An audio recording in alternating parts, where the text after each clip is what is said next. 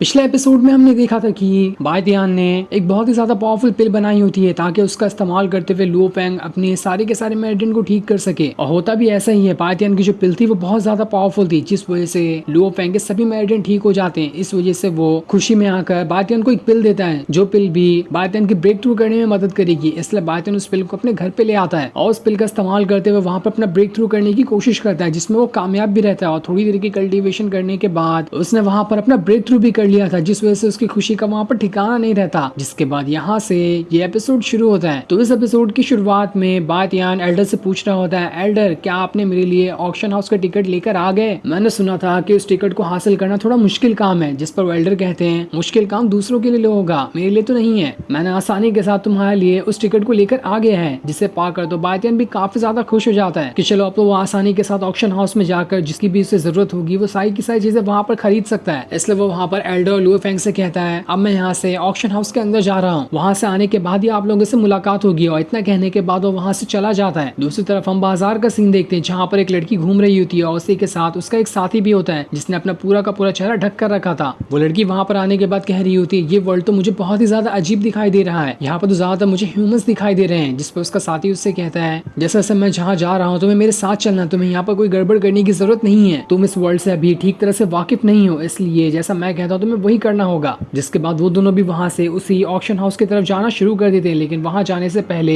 दो सिपाही वहां पर उनका रास्ता रोक लेते हैं। उनसे कहते हैं, आप लोग अंदर कहाँ जा रहे हो? अभी तक तो ऑक्शन स्टार्ट भी नहीं हुआ। वो आदमी वहां पर कह रहा होता है, हमें तो इसी ऑक्शन में आने का लेटर मिला था, इसलिए हम यहाँ पर आए हैं। हमने सुना था कि यहाँ पर एक प्राइवेट ऑक्शन होने वाला है जो कि बहुत ही ज्यादा कमाल का होगा, वहां पर काफी सारे खास लोग आएंगे। और वैसे भी हम यहाँ पर ऑक्शन में कुछ खरीदने के लिए नहीं आए, बल्कि यहाँ पर अपनी खुद की बनाई हुई पावरफुल पिल को बेचने के लिए आए हैं, ताकि उसकी यहाँ पर कीमत लगा सके। जिसे पसंद आएगा वो यहाँ पर उस पिल को खरीद सकता है। सिपाही तो वहाँ पर कह रहे होते हैं, हमने तो नहीं सुना कि यहाँ पर कोई भी आकर अपना सामान भी बेच सकता है, लेकिन अगर आप ऐसा कह ही रहे हैं तो ठीक है, मैं आपको यहाँ से एल्डर के पास ले जाता हूँ, वही आपको बता देंगे कि आपकी पावरफुल पिल कितनी ज्यादा पावरफुल है। अगर उन्हें पसंद आया तो आपको परमिशन दे देंगे ऑक्शन हाउस के अंदर अपनी पिल को सेल करने का। जिस पर वो आदमी भी वहाँ पर मान जाता है और फिर वो सिपाही उस आदमी को लेकर एल्डर के पास आते हैं, जहाँ वो सिपाही एल्डर से कह रहे होते हैं, ये आदमी यहाँ पर आकर अपनी पिल को बेचना चाहता है। इसलिए एल्डर उस आदमी से पूछता है, क्या तुम मुझे अपनी पिल दिखा सकते हो? मैं तुम्हारी पिल देखूंगा, उसके बाद ही तुम्हें अंदर जाने की परमिशन दे सकता हूँ। इसलिए वहां पर वो आदमी उस पिल को एल्डर को दे देता है। और जैसे वो एल्डर उस पिल को देखता है, वो देखकर तो एकदम ज्यादा हैरान रह चुका था। वो वहां पर कह रहा होता है, तो सच में बिल्कुल प्योर और बहुत ही ज्यादा पावरफुल पिल है, ऐसे पिल तो मैंने शायद ही कभी देखी होगी। वो आदमी उस एल्डर से कह रहा था, मेरे पास ऐसी करीब 20 पिल है, मैं उन सारी की सारी पिल को यहाँ पर बेचने के लिए आया हूँ। एल्डर उससे कहता है, तुम्हारी जो पिल है उसे लेकर तुम बिल्कुल इस ऑक्शन हाउस में पार्टिसिपेट करने के लायक हो, तुम वहां जाकर इन पिल को सेल कर सकते हो, पर क्या तुम मुझे ये बता सकते हो कि आखिर तुम्हारे पास इतनी ज्यादा पावरफुल पिल कैसे आई? जिस पर वो आदमी कहता है, आपको सिर्फ पिल से मतलब रखना है, आप मुझसे ये नहीं पूछ सकते कि आखिर मैं इसे कहाँ से लेकर आया हूँ। कहीं से भी मैं लेकर आया हूँ, लेकिन मैं यहाँ पर लेके तो आ गया ना। तब वो एल्डर वहां पर उससे कह रहा होता है, मैं तो बस इसलिए पूछ रहा था क्योंकि इस ऑक्शन हाउस में जो भी चीज बिकने के लिए आई है वो सारी की सारी पहले से डिसाइड कर दी गई है कि कौन कौन सी चीज यहाँ पर बिकने वाली है। इसलिए मुझे लगता है कि मुझे इस ऑक्शन हाउस के मालिक को रिपोर्ट करनी होगी और उन्हें जाकर ये पिल बताना पड़ेगा कि क्या वो इस पिल को भी इस ऑक्शन हाउस में रखने के लिए तैयार है भी या फिर नहीं। इसलिए मैं तुमसे पूछ रहा था कि आखिर तुम इस पिल को कहाँ से लेकर आए। जिसके बाद वो एल्डर वहां से ऑक्शन हाउस के मालिक के पास जाने लगता है ताकि उससे वो पिल दिखा सके। जिसके जाने के बाद वो आदमी और वो लड़की वहीं पर आकर बैठ जाते हैं और मस्त वहां रखी चाय की सुस्कियां लेना शुरू कर देते हैं। लेकिन जैसे वो लड़की वहां की चाय पीती है, उसे तो वहां पर उल्टी होने लग गई थी कि आखिर ये चाय है, ये किस तरह की चाय है। जिसके बाद वहां पर एल्डर ऑक्शन हाउस की मालिक को लेकर आता है, जो कि बहुत ही ज्यादा सुंदर लड़की थी। उसे देखकर तो वो आदमी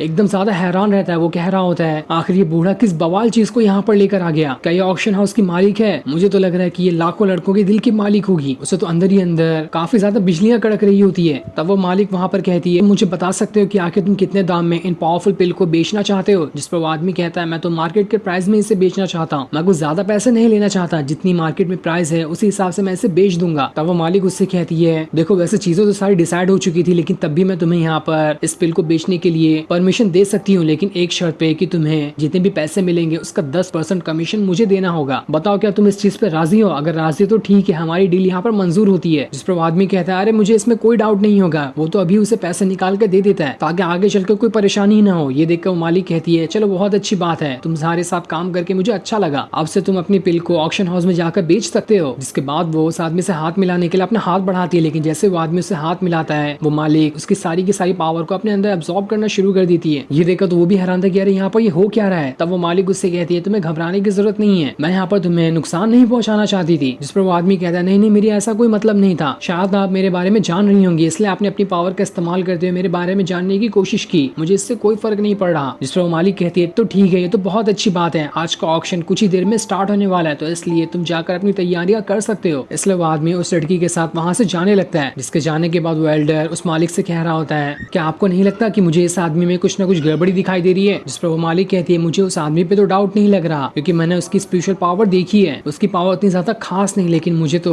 वो छोटी लड़की काफी ज्यादा पसंद आ रही है, क्योंकि मैंने इतने सालों के अंदर किसी पहले इंसान को ऐसा देखा है जिसकी स्पिरिचुअल बॉडी पूरी तरह से परफेक्ट है। इतनी कम उम्र में इसकी स्पिरिचुअल बॉडी को इतना ज्यादा परफेक्ट होना, ये तो बिल्कुल लाजवाब है। दूसरी तरफ हम उस आदमी को देखते हैं जो उस लड़की के साथ होता है। वहां आने के बाद उस लड़की से कह रहा होता है मेहरबानी करके यहाँ पर कोई भी परेशानी खड़ी मत करना, क्योंकि हम इस जगह पे बिल्कुल नए हैं, हमारे बारे में कोई नहीं जानता, ना ही हम किसी के बारे में जानते हैं, तो कौन से लोगों का किस तरह का इंटेंशन हो सकता है, इससे हमें सावधान रहने की जरूरत है। लेकिन वो लड़की तो वहाँ पर उसकी किसी बातों पर ध्यान नहीं दे रही होती है, वो तो अपने में ही मगन होती है। जिसके बाद वो आदमी अपने मास्टर से वहाँ पर बातें करना शुरू कर देता है और उससे कहता है आप मुझे बता सकते हैं कि जो स्काई फायर सबसे खास ट्रेजर है यहाँ का, वो किस तरह का दिखाई देता है, ताकि मैं उसे हासिल करने की यहाँ पर कोशिश कर सकूं। वहाँ पर बातियान का फादर भी आ जाता है, जिसे देखकर वो दोनों बदमाश लोग जो काफी टाइम पहले बातियान के घर पर आकर उसके फादर की बेइज्जती कर रहे थे और उसकी बहन का हाथ मांग रहे थे अपने मोटे बेटे के लिए, वो लोग वहाँ पर आकर बातियान के फादर को बुरा भला कहना शुरू कर देते हैं। वो वहाँ पर बातियान के फादर से कह रहा होता है आप लोग कब हमारे सारे के सारे पैसे देने वाले हैं। जिस पर बातियान के फादर कहते हैं तुम्हें घबराने की जरूरत नहीं है, जैसे मेरे पास पैसे आ जाएंगे मैं वो सारे पैसे तुम्हें दे दूंगा। जिस पर वो आदमी कह रहा होता है देखो जो पहले मैंने तुम्हें ऑफर दिया था वो ऑफर अभी तक के वैलिड है, अगर तुम पैसे नहीं दे सकते तो अपनी बेटी की शादी मेरे बेटे से करवा दो, उसके बाद तो मैं तुम्हारा सारा का सारा कर्जा यहाँ पर माफ कर दूंगा। जो सुनकर तो बातियान के फादर को बहुत ज्यादा गुस्सा आ रहा होता है। जिसके बाद वहाँ पर वो आदमी आकर उस मोटे के फादर को गला पकड़ते हुए हवा में उठा देता है। हवा में उठाने के बाद जमीन पर लाकर पटक देता है, जिस वजह से उसे काफी ज्यादा चोट लग गई थी। ये देखा उस आदमी का बेटा भैंस वाला वो उससे कह रहा होता है आखिर तुम्हारी हिम्मत कैसे हुई मेरे फादर के ऊपर हाथ उठाने की, मैं तुम्हें यहाँ पर नहीं छोड़ूंगा। लेकिन अभी तक हमें पता ही नहीं चलता कि आखिर इस मास्क के पीछे असल में जो इंसान है वो कौन है। तब वहाँ पर एल्डर भी आ जाते हैं, सभी से पूछ रहे होते हैं क्या हो रहा है यहाँ पर। जिस पर आदमी कहता है कुछ नहीं, बस यहाँ पर थोड़ी हाथापाई हो गई थी। जिस पर एल्डर कहते हैं दोबारा ऐसा नहीं होना चाहिए, और फिर वो वहाँ पर कहते हैं सभी से कि अब यहाँ पर ऑक्शन स्टार्ट होने वाला है, तो सारे लोग अपनी तैयारियां यहाँ पे शुरू कर दो। साथ ही इस चीज को देखकर तो बातियान के फादर भी हैरान थे कि आखिर ये है कौन जिसने मुझे यहाँ पर आकर बचा लिया, इसने तो अपना पूरा चेहरा ढक कर रखा है, मैं नहीं जानता कि आखिर इस आदमी का नाम क्या है। एक बार अगर मैं इसका चेहरा देख लूं तो शायद मैं इसे पहचान सकता हूँ, लेकिन मैं अभी तक तो इसका चेहरा देख ही नहीं पाया। जिनके इतना कहते ही ये एपिसोड यहीं पर एंड हो जाता है। Thanks for watching.